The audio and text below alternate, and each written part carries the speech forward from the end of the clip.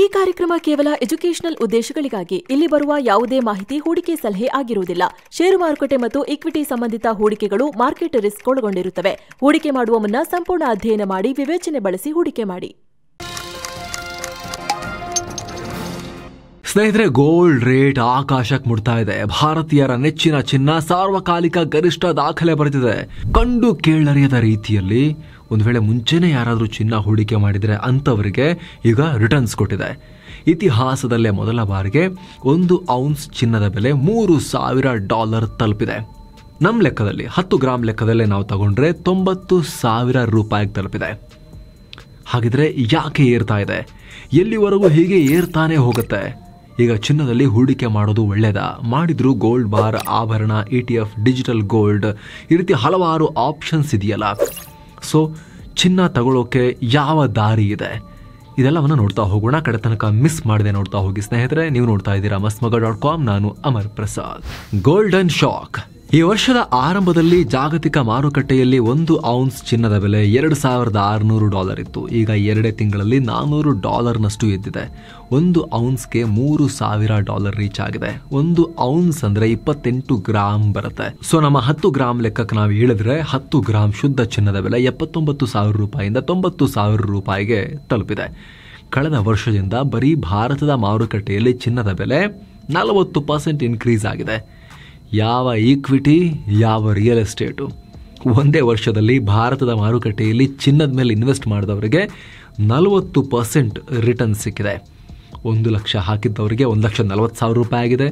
1 ಕೋಟಿ ಹಾಕಿದ್ದವರಿಗೆ $1,40,00,000 ಆಗಿದೆ. 100 ಕೋಟಿ ಯಾರಾದರೂ ಇನ್ವೆಸ್ಟ್ ಮಾಡಿದರೆ 140 ಕೋಟಿಗೆ ಹೋಗಿದೆ. ಈ ರೀತಿ ನೀವು ಅದನ್ನು ಹೆಂಗೆ ಬೇಕಾದರೂ ಕ್ಯಾಲ್ಕುಲೇಟ್ ಮಾಡ್ಕೋಬೋದು. ಆ ರೀತಿ ರಿಟರ್ನ್ಸನ್ನು ಚಿನ್ನ ಬ್ಲಾಕ್ ಬಸ್ಟರ್ ರಿಟರ್ನ್ಸನ್ನು ಜನರೇಟ್ ಮಾಡಿದೆ. ಹಾಗಂತ ಆಭರಣ ಚಿನ್ನ ನಾವು ಕುತ್ತಿಗೆಗೇನೋ ಮಾಡಿಸ್ಕೊಂಡು ಹಾಕೊಂಡೆ, ಕಿವಿಗೇನೋ ಮಾಡಿಸ್ಕೊಂಡು ಹಾಕೊಂಡೆ, ಕೈಗೇನೋ ಮಾಡಿಸ್ಕೊಂಡು ಹಾಕೊಂಡೆ, ಬೆರಳಿಗೇನೋ ಮಾಡಿಸ್ಕೊಂಡು ಹಾಕೊಂಡೆ, ಆ ರೀತಿ ಚಿನ್ನದ ಬಗ್ಗೆ ಮಾತಾಡ್ತಿದ್ದೀವ. ಈ ವರದಿಯಲ್ಲಿ ನೀವು ಕಂಟಿನ್ಯೂ ಆಗಿ ಸ್ನೇಹಿತರೆ, ನಿಮಗೆ ಫುಲ್ ಕ್ಲಾರಿಟಿ ಸಿಗುತ್ತೆ. 70ರ ದಶಕದಲ್ಲಿ ಅಮೆರಿಕ ಬ್ರೆಟನ್ ವುಡ್ಸ್ ಒಪ್ಪಂದದಿಂದ ಹೊರಗೆ ಬಂದು ಡಾಲರ್ನ ಚಿನ್ನದ ಲಿಂಕ್ನಿಂದ ತಪ್ಪಿಸಿದಾಗ ಚಿನ್ನ ಮೊದಲ ಬಾರಿಗೆ $500 ತಲುಪಿತ್ತು. ಆನಂತರ ಮತ್ತೆ ಇಳಿದು 2005ರ ಡಿಸೆಂಬರ್ನಲ್ಲಿ ಮತ್ತೆ 500ರ ಗಡಿಯನ್ನು ಕ್ರಾಸ್ ಮಾಡಿತ್ತು. ಬಳಿಕ 3 ವರ್ಷಗಳ ನಂತರ 2008ರಲ್ಲಿ 1000ದ ಗಡಿಯನ್ನು ತಲುಪಿತ್ತು. ಅದಾದಮೇಲೆ 12 ವರ್ಷದ ನಂತರ 2020ರಲ್ಲಿ ಪ್ರತಿ ಔನ್ಸ್ಗೆ $2,000 ಆಗಿತ್ತು. ಈಗ 5 ವರ್ಷದಲ್ಲಿ $3,000 ಮಾರ್ಕ್ನ ಕ್ರಾಸ್ ಮಾಡಿದೆ. ಯಾಕೆ ಈ ಥರ ಏರ್ತಾ ಇದೆ? ಯಾಕಂದರೆ ನಿಮಗೆಲ್ಲ ಗೊತ್ತಿರೋ ಹಾಗೆ ಚಿನ್ನ ಲಿಮಿಟೆಡ್ ಸಂಪತ್ತು. ಇದನ್ನು ಒಂದು ಲಿಮಿಟ್ ಮುಗಿದ ಮೇಲೆ ಎಕ್ಸ್ಟ್ರಾ ಪ್ರೊಡ್ಯೂಸ್ ಮಾಡೋಕ್ಕೆ ಬರಲ್ಲ. ಈಗಿರೋ ಚಿನ್ನವೇ ಡಿಮಾಂಡ್ ಜಾಸ್ತಿ ಆದಾಗ ಅದರ ರೇಟ್ ಜಾಸ್ತಿ ಆಗ್ತಾ, ಕಮ್ಮಿ ಆದಾಗ ಅದರ ರೇಟ್ ಕಮ್ಮಿ ಆಗ್ತಾ, ಈಗಿರೋ ಚಿನ್ನವೇ ಸರ್ಕ್ಯುಲೇಟ್ ಆಗಬೇಕು. ಪೂರ್ತಿ ಭೂಮಿಯಿಂದ ತೆಗೆದ ಆದಮೇಲೆ ಕೈಲಿ ಚಿನ್ನ ಇರೋರು ಅವ್ರಿಗೆ ಸೂಕ್ತ ಬೆಲೆ ಇದೆ ಅಂತ ಅನ್ಸಿದ್ರೆ ಅವ್ರು ಮಾರ್ತಾರೆ, ಇಲ್ಲಾಂದ್ರೆ ಅವ್ರು ಇಟ್ಕೊಳ್ತಾರೆ. ಆ ರೀತಿ ಚಿನ್ನದ ಬೆಲೆ ಡಿಸೈಡ್ ಆಗೋದು. ಸದ್ಯಕ್ಕೆ ಇನ್ನೂ ತೋಡ್ತಾ ಇದ್ದಾರೆ, ಬರ್ತಾ ಇದೆ, ಬಟ್ ಲಿಮಿಟೆಡ್ ಸಂಪತ್ತು. ಇದರ ಬಗ್ಗೆ ನಾವು ಈ ಹಿಂದೆ ಎಕ್ಸ್ಪ್ಲೇನ್ ಮಾಡಿದ್ದೀವಿ. ಭೂಮಿಲಿ ಎಷ್ಟು ಚಿನ್ನ ಇದೆ, ಇನ್ನೆಷ್ಟು ತೆಗಿಬಹುದು ಅಂತೆಲ್ಲ ಈ ವಿಡಿಯೋದಲ್ಲಿ ಎಕ್ಸ್ಪ್ಲೇನ್ ಮಾಡಿದ್ದೀವಿ. ಅದ್ರ ಬಗ್ಗೆ ಫುಲ್ ಮಾಹಿತಿ ಬೇಕು ಅಂದ್ರೆ ಸ್ನೇಹಿತರೆ, ಈ ವಿಡಿಯೋ ಎಂಡ್ನಲ್ಲಿ ಅದರ ಲಿಂಕನ್ನು ಸ್ಕ್ರೀನ್ ಮೇಲೆ ತರ್ತೀವಿ. ಈ ವಿಡಿಯೋ ಮುಗಿತಾ ನೀವು ಆ ವಿಡಿಯೋ ಕೂಡ ನೋಡ್ಬೋದು. ಬಟ್ ನಾವೀಗ ಈಗ ಏನು ನಡೀತಿದೆ ಆ ವಿಚಾರಕ್ಕೆ ಬರೋಣ. ಚಿನ್ನದ ವ್ಯಾಲ್ಯೂ ಯಾವಾಗಲೂ ಕೂಡ ಇದೇ ಕಾರಣಕ್ಕೆ ಸ್ವಲ್ಪ ಸ್ಟೇಬಲ್ ಆಗೇ ಇರುತ್ತೆ. ಅದರಲ್ಲೂ ಯುದ್ಧ, ಆರ್ಥಿಕ ಬಿಕ್ಕಟ್ಟು, ಮಹಾಮಾರಿ, ಈ ರೀತಿ ಅಸ್ಥಿರತೆ ಬಂದಾಗಲೂ ಕೂಡ ಚಿನ್ನದ ಬೆಲೆ ಯಾವಾಗಲೂ ಏರಿಕೆಯಾಗಿದೆ. ಯಾಕಂದರೆ ಈ ಟೈಮ್ನಲ್ಲಿ ಈ ಫಿನಾನ್ಷಿಯಲ್ ಅಸೆಟ್ಸ್ ಮೇಲೆ, ಪೇಪರ್ ಅಸೆಟ್ಸ್ ಮೇಲೆ, ಈಕ್ವಿಟಿ ಅಥವಾ ಈ ಬಾಂಡ್ಗಳು, ಸಾಲಪತ್ರಗಳು, ಇವುಗಳ ಮೇಲಿನ ನಂಬಿಕೆಯನ್ನು ಜನ ಸ್ವಲ್ಪ ಕಳ್ಕೊಳ್ತಾರೆ, ಭಯ ಬೀಳ್ತಾರೆ. ಚಿನ್ನದ ಮೇಲೆ ಹಾಕ್ಬೇಡೋಣ, ಚಿನ್ನ ಇಂಥ ಟೈಮ್ನಲ್ಲಿ ಸೇಫ್ ಅಂತ ಆ ಕಡೆಗೆ ಮುಖ ಮಾಡ್ತಾರೆ. ಜೊತೆಗೆ ಇನ್ಫ್ಲೇಷನ್ ಹೆಚ್ಚಾಗಿ, ಹಣದುಬ್ಬರ ಹೆಚ್ಚಾಗಿ, ದುಡ್ಡು ಸರ್ಕಾರಗಳು ಪ್ರಿಂಟ್ ಮಾಡೋ ಪೇಪರ್ ಕರೆನ್ಸಿ ವ್ಯಾಲ್ಯೂ ಕಳ್ಕೊಳ್ತಾ ಬರ್ತಾ ಇದೆ ಅಂತ ಹೇಳಿದ್ರೆ, ಅವಾಗಲೂ ಕೂಡ ವ್ಯಾಲ್ಯೂನ ಹೋಲ್ಡರ್ ಆಗಿ, ಗೋಲ್ಡ್ ವ್ಯಾಲ್ಯೂ ಹೋಲ್ಡ್ ಮಾಡ್ತಾನೆ ಕಾರಣಕ್ಕೋಸ್ಕರ ಅವರು ಚಿನ್ನವನ್ನೇ ಜಾಸ್ತಿ ಖರೀದಿ ಮಾಡಿ ಇಟ್ಕೊಳ್ಳೋಕೆ ಬಯಸ್ತಾರೆ. ಆದರೆ ಚಿನ್ನ ಮಾತ್ರ ಏನಿಲ್ಲ ಅಂದರೂ ಒಂದು 12% ರಿಟರ್ನ್ಸ್ ಕೊಡ್ತಾ ಇರುತ್ತೆ ಅನ್ನೋ ನಂಬಿಕೆಯಲ್ಲಿ ಆವ್ರೇಜ್ ಆಗಿ ಜನ ಆ ಕಡೆಗೆ ಜಾಸ್ತಿ ಮೂವ್ ಆಗ್ತಾರೆ. ಸೇಫ್ ಆಸೆಟ್ ಅಂತ, ವ್ಯಾಲ್ಯೂನ ಹೋಲ್ಡರ್ ಇದು ಅಂತ ಅಲ್ಲಿಗೆ ದುಡ್ಡು ಹಾಕ್ತಾರೆ. ಸ್ಟಾಕ್, ಬಾಂಡ್ಗಳಲ್ಲಿ ಹಾಕಿದ ಹಣವನ್ನು ತೆಗೆದುಬಿಟ್ಟು ಚಿನ್ನದ ಕಡೆ ಮೂವ್ ಮಾಡ್ತಾರೆ. ಈಗಲೂ ಅದೇ ರೀತಿ ಆಗ್ತಾ ಇದೆ. ಏನೋ ಸ್ನೇಹಿತರೆ, ವರದಿಯಲ್ಲಿ ಮುಂದುವರಿಯೋಕ್ಕಿಂತ ಮುಂಚೆ 7 ಸ್ಯಾಂಡ್ಸ್ ಟೂರಿಸಂ ಕಂಪನಿ ಅಂಡಮಾನ್ಗೆ 4 4 ನೈಟ್ 5 ಡೇಸ್ ಟ್ರಿಪ್ ಆಯೋಜನೆ ಮಾಡಿದೆ. ಆಫರ್ ಪ್ರೈಸ್ ಕೇವಲ 46,500 ರೂಪಾಯಿ. ಇದು all inclusive package. Flight tickets, 3 star hotel stay, all meal, cellular jail, light and sound show, Havelock island tour, Baratang island tour, limestone cave, elephant beach tour ಎಲ್ಲ ಇರುತ್ತೆ. AC transport ವ್ಯವಸ್ಥೆ ಕೂಡ ಇರುತ್ತೆ. Private ferry tickets, 24/7 tour manager ಇದೆಲ್ಲವೂ ಇರುತ್ತೆ. ಹೊರಡೋ ದಿನ 20 April 2025. ಕೆಲವೇ ಸೀಟುಗಳು ಲಭ್ಯ. ಆಸಕ್ತರು ಈ ನಂಬರ್ಗೆ ಕಾಲ್ ಮಾಡೋ ಮೂಲಕ ಅಂಡಮಾನ್ ಟೂರ್ ಮಾಡ್ಕೊಂಡ್ ಬರ್ಬೋದು. ಬನ್ನಿ ಈಗ ವರದಿಯಲ್ಲಿ ಮುಂದುವರಿಯೋಣ. Trump trade war. Already Russia Ukraine ಯುದ್ಧ, ಗಾಜಾ ಯುದ್ಧದಿಂದ ಜನ ಚಿನ್ನಕ್ಕೆ ಮರಳೋದು ಜಾಸ್ತಿ ಆಗಿತ್ತು. ಈಗ ಟ್ರಂಪ್ ಕೆನಡಾ, ಮೆಕ್ಸಿಕೋ, ಚೀನಾ ಮೇಲೆ ಟ್ಯಾರಿಫ್ ಹೇರಿದ್ದಾರೆ. ಜಗತ್ತಿನಾದ್ಯಂತ ಎಲ್ಲ ರಾಷ್ಟ್ರಗಳ ಮೇಲೂ ಕೂಡ ರೆಸಿಪ್ರೋಕಲ್ ಟ್ಯಾರಿಫ್ ಅನ್ನ ಅನೌನ್ಸ್ ಮಾಡಿದ್ದಾರೆ. ಯುರೋಪ್ನ ಮಧ್ಯದ ಮೇಲೂ 200% ಟ್ಯಾರಿಫ್ ಅಂತ ಗುಟುರು ಹಾಕ್ತಾ ಇದ್ದಾರೆ. ಇದರ ಪರಿಣಾಮ ಜಾಗತಿಕವಾಗಿ ಒಂದು ವ್ಯಾಪಾರದ ಸಿಸ್ಟಮ್ ಏನಿತ್ತು, ಅಮೆರಿಕ ಅದರ ಲೀಡರ್ ಆಗಿತ್ತು, ಅದೆಲ್ಲ ಡಿಸ್ರಪ್ಟ್ ಆಗ್ತಿದೆ, ಹಳ್ಳ ಹಿಡಿದು ಹೋಗ್ತಾ ಇದೆ. ಅಮೆರಿಕದಲ್ಲೂ ಕೂಡ ಬೆಲೆ ಏರಿಕೆಯ ಭೀತಿ ಮತ್ತು ರಿಸೆಷನ್, ಆರ್ಥಿಕ ಹಿಂಜರಿತದ ಭೀತಿ ಆಗ್ತಾ ಇದೆ. ಯಾಕಂದ್ರೆ ಅಮೆರಿಕ ಇಂಪೋರ್ಟ್ ಮೇಲೆ ಡಿಪೆಂಡ್ ಆಗಿರೋ ರಾಷ್ಟ್ರ. ಈ ರೀತಿ ಟ್ರಂಪ್ ಟ್ಯಾರಿಫ್ ಹಾಕಿ ಸರ್ಕಾರ ದುಡ್ಡು ಕಲೆಕ್ಟ್ ಮಾಡಬಹುದು, ಆದರೆ ಜನರಿಗೆ, ಅಮೆರಿಕನ್ಸ್ಗೆ ಟ್ಯಾರಿಫ್ ಸೇರಿಬಿಟ್ಟು ದುಬಾರಿ ಆಗುತ್ತಲ್ಲ ವಸ್ತುಗಳೆಲ್ಲ, ಆ ಭಯ ಅಮೆರಿಕನ್ರನ್ನ ಕೂಡ ಕಾಡ್ತಾ ಇದೆ. ಇದು ಆರ್ಥಿಕ ಹಿಂಜರಿತಕ್ಕೂ ಕಾರಣ ಆಗ್ಬೋದು ಅಮೆರಿಕದಲ್ಲಿ ಅನ್ನೋ ಆತಂಕ ಇದೆ. ಇದಕ್ಕೆ ಸಂಬಂಧಪಟ್ಟಂತೆ ಟ್ರಂಪ್ ಆಡಳಿತದ ಕಾಮರ್ಸ್ ಸೆಕ್ರೆಟರಿ ಹಾವರ್ಡ್ ಲೊಟ್ನಿಕ್ ರನ್ನ ಕೇಳಿದಾಗ ರಿಸೆಷನ್, ಆರ್ಥಿಕ ಹಿಂಜರಿತ ಆದ್ರೂ ಪರವಾಗಿಲ್ಲ ಅನ್ನೋ ಹೇಳಿಕೆಯನ್ನು ಕೊಡ್ತಾ ಇದ್ದಾರೆ. ಸ್ವಲ್ಪ ಟೈಮ್ ಅಷ್ಟೇ, ಆಮೇಲೆ ಸರಿಯಾಗುತ್ತೆ, ಶಾರ್ಟ್ ಟರ್ಮ್ ಪೇನ್ ಅಷ್ಟೇ ಇದು ಅನ್ನೋ ರೀತಿ ಹೇಳ್ತಾ ಇದ್ದಾರೆ. ಹೀಗಾಗಿ ಹೆದರುಕೊಂಡು ಜನ ಪೂರ್ತಿ ಚಿನ್ನದ ಕಡೆಗೆ ಮುಗಿಬಿದ್ದಿದ್ದಾರೆ. ಸೊ ಡಿಮಾಂಡ್ ಹೆಚ್ಚಾಗಿ ಒಂದೇ ಸಮನೆ ಮೇಲಕ್ಕೆ ಹೋಗ್ತಾ ಇದೆ. ಸೆಂಟ್ರಲ್ ಬ್ಯಾಂಕ್ಗಳ ಚಿನ್ನ ಖರೀದಿ. ಆತ ಕಡೆ ಸೆಂಟ್ರಲ್ ಬ್ಯಾಂಕ್ಗಳು ಕೂಡ ಡಾಲರ್ ಬದಲು ಚಿನ್ನದಲ್ಲಿ ತಮ್ಮ ರಿಸರ್ವ್ನ ಜಾಸ್ತಿ ಮಾಡ್ತಿದ್ದಾವೆ. ಈಗ ಜಾಸ್ತಿ ಚಿನ್ನವನ್ನು ಖರೀದಿ ಮಾಡಿಟ್ಕೊಳ್ತಾ ಇದ್ದಾವೆ. 2023-24ರಲ್ಲಿ ಸಾವಿರ ಟನ್ನಷ್ಟು ಪರ್ಚೇಸ್ ಮಾಡಿ ಹಾಕೊಳ್ತಾ ಇದ್ವು ರಾಶಿ. ಈ ವರ್ಷ ಕೂಡ ಆ ಟ್ರೆಂಡ್ ಕಂಟಿನ್ಯೂ ಆಗಿದೆ. ನಮ್ಮ RBI ಕೂಡ ಪರ್ಚೇಸ್ ಮಾಡಿ 2021ರಲ್ಲಿ 754 ಟನ್ ಇದ್ದ ಗೋಲ್ಡ್ ರಿಸರ್ವ್ನ ಈಗ 876 ಟನ್ಗೆ ತಗೊಂಡು ಹೋಗಿದೆ. ಚೈನಾ ಕೂಡ ಕಳೆದ 3 ವರ್ಷದಲ್ಲಿ 331 ಟನ್ನಷ್ಟು ಚಿನ್ನವನ್ನು ಖರೀದಿ ಮಾಡಿದೆ ಎಕ್ಸ್ಟ್ರಾ. ಎಲ್ಲ ಕಾರಣಗಳು ಕೂಡ ಚಿನ್ನದ ಬೆಲೆ ಏರಿಕೆ ಕಾರಣ. ಈ ರಷ್ಯಾ ಯುಕ್ರೇನ್ ಕದನ ಆದಾಗ ಅಮೆರಿಕ ರಷ್ಯಾದ ಡಾಲರ್ಗಳ ಮೇಲೆಲ್ಲ ಹಾಕಿರೋ ಸ್ಯಾಂಕ್ಷನ್ಸ್ ಎಲ್ಲ ನೋಡಿ ಸ್ವಲ್ಪ ಬೇರೆಯವ್ರಿಗೂ ಕೂಡ ಟೆನ್ಷನ್ ಶುರುವಾಗಿದೆ. ಅಮೆರಿಕ ನಾಳೆ ಸ್ಯಾಂಕ್ಷನ್ ಅಂತ ಹೇಳಿ ಫಾರೆಕ್ಸ್ ಎಲ್ಲ ನಾವು ಇಟ್ಕೊಂಡಿರ್ತೀವಿ ಡಾಲರ್ನ, ಅವ್ರು ಯೂಸ್ ಮಾಡ್ದೆ ಮಾಡಿಬಿಟ್ರೆ ನಮಗೆ ಸ್ಯಾಂಕ್ಷನ್ ಹಾಕ್ಬಿಟ್ಟು ಗೋಲ್ಡ್ ಆದರೆ ಏನು ಮಾಡೋಕ್ಕಾಗಲ್ಲ ಅಂತ ಹೇಳಿ ಗೋಲ್ಡನ್ನು ತಗೊಂಡಿರ್ತಾ ಇದ್ದಾರೆ. ಗೋಲ್ಡ್ ಕೂಡ ಇಂಪಾರ್ಟೆಂಟ್ ಅಂತ ತುಂಬ ಜನಕ್ಕೆ ಇವಾಗ ಅನಿಸಿದೆ. ಎಲ್ಲಿವರೆಗೂ ಏರುತ್ತೆ? ಪ್ರತಿಷ್ಠಿತ ಗೋಲ್ಡ್ಮನ್ ಸ್ಯಾಕ್ಸ್ ಇದೆಯಲ್ಲ, ಇವರು ಸೆಕೆಂಡ್ ಕ್ವಾರ್ಟರ್ ಒಳಗಡೆ 1 ಔನ್ಸ್ ಚಿನ್ನದ ಬೆಲೆ $3,100 ವರೆಗೆ ಹೋಗ್ಬೋದು ಅಂತ ಹೇಳ್ತಿದ್ದಾರೆ. ಅಂದರೆ 10 ಗ್ರಾಮ್ ಚಿನ್ನದ ಬೆಲೆ 96-97 ಸಾವಿರ, ಹತ್ತತ್ರ 1 ಲಕ್ಷ ತನಕನೂ ಹೋಗ್ಬೋದು ಅಂತ ಹೇಳ್ತಿದ್ದಾರೆ. UBS, ಬ್ಯಾಂಕ್ ಆಫ್ ಅಮೆರಿಕ ಸಂಸ್ಥೆಗಳು ಇದೇ ಪ್ರೊಜೆಕ್ಷನ್ ನೀಡಿವೆ. ಸಿಟಿ ಗ್ರೂಪ್ ಅಂತೂ ಮುಂದಿನ 1 ವರ್ಷದಲ್ಲಿ $3,200 ಕ್ರಾಸ್ ಮಾಡ್ಬೋದು ಅಂತಲೂ ಹೇಳ್ತಾ ಇದೆ. ಹಾಗಿದ್ರೆ ಹೂಡಿಕೆ ಮಾಡೋದು ಸೇಫಾ? ಸ್ನೇಹಿತರೆ, ಈ ವಿಡಿಯೋ ಯಾವುದೇ ಹೂಡಿಕೆ ಸಲಹೆ ಅಲ್ಲ, ಇನ್ಫಾರ್ಮೇಷನ್ ಪರ್ಪಸ್ ಅಷ್ಟೇ. ಏನೇ ಹೂಡಿಕೆ ಇದ್ರೂ ಕೂಡ ಅದು ನಿಮ್ಮ ಡಿಸಿಷನ್. ಅದನ್ನು ಹೇಳಿಬಿಟ್ಟೆ ನಾವು ಮುಂದುವರಿತಾ ಇದ್ದೀವಿ. ಸ್ನೇಹಿತರೆ, ಚಿನ್ನ ಎಷ್ಟೇ ಸೇಫ್ ಆಸೆಟ್ ಅಂದರೂ ಕೂಡ ಪೀಕಿಗೆ ಹೋದಾಗಲೆಲ್ಲ ಸಡನ್ ಕರೆಕ್ಷನ್ ಆಗಿರೋದು ನಿಮಗೆ ಈ ಗ್ರಾಫ್ ನೋಡಿದಾಗ ಕಾಣುತ್ತೆ. 1979ರಲ್ಲಿ ನೋಡಿ ರೈಸ್ ಆದಮೇಲೆ ನೆಕ್ಸ್ಟ್ ಡೀಪ್ ಡೈವ್ ಕೂಡ ಮಾಡಿದೆ, 81ರಲ್ಲಿ ಬಿದ್ದಿದೆ. 2008ರಲ್ಲಿ ಆರ್ಥಿಕ ಬಿಕ್ಕಟ್ಟಾದಾಗ ಸಿಕ್ಕಾಪಟ್ಟೆ ರೈಸ್ ಆಗಿತ್ತು.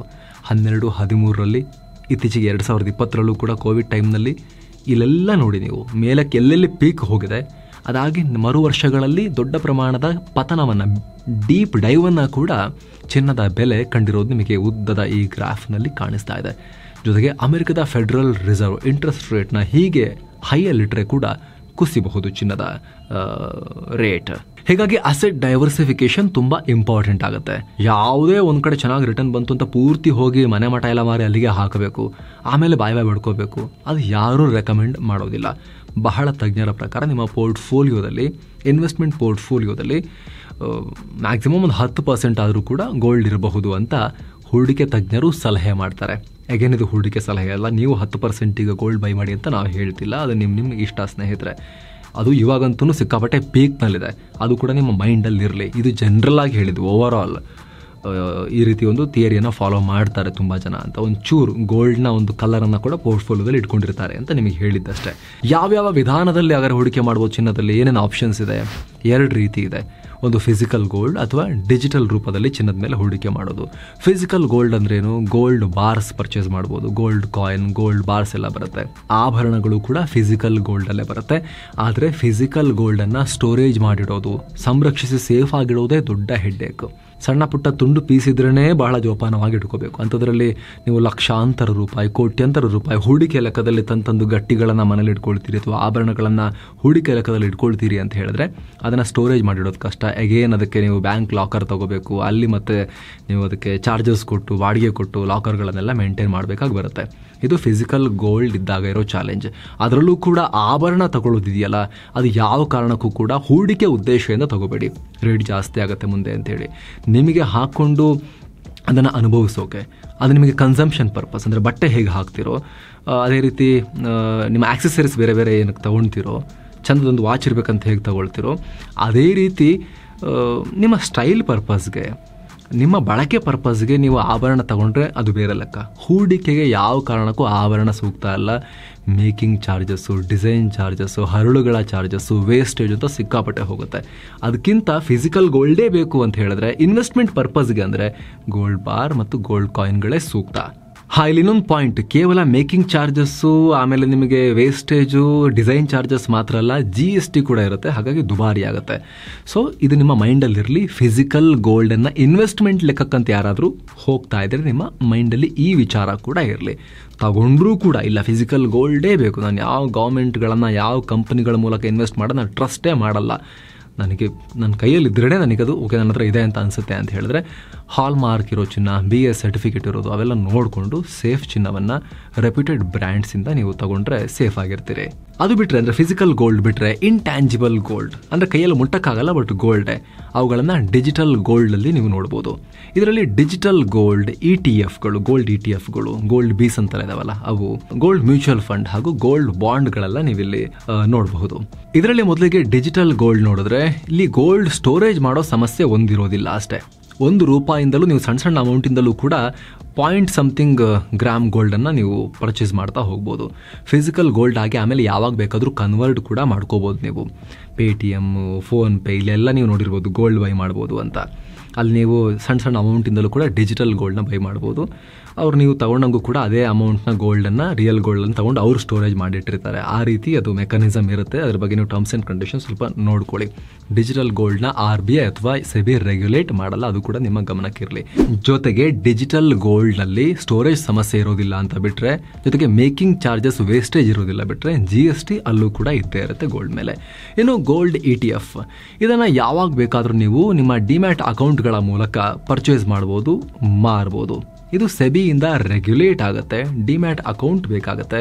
0.5ನಷ್ಟು ವಾರ್ಷಿಕ ಚಾರ್ಜಸ್ ಇರುತ್ತೆ. ಇಲ್ಲಿ ಅಗೇನ್ ನೀವು ಸಣ್ಣ ಅಮೌಂಟ್ ₹60, ₹70, ₹80 ಕೂಡ ಒಂದೊಂದು ಯೂನಿಟ್ ETF ಯೂನಿಟನ್ನು ಪರ್ಚೇಸ್ ಮಾಡ್ತಾ ಹೋಗ್ಬೋದು.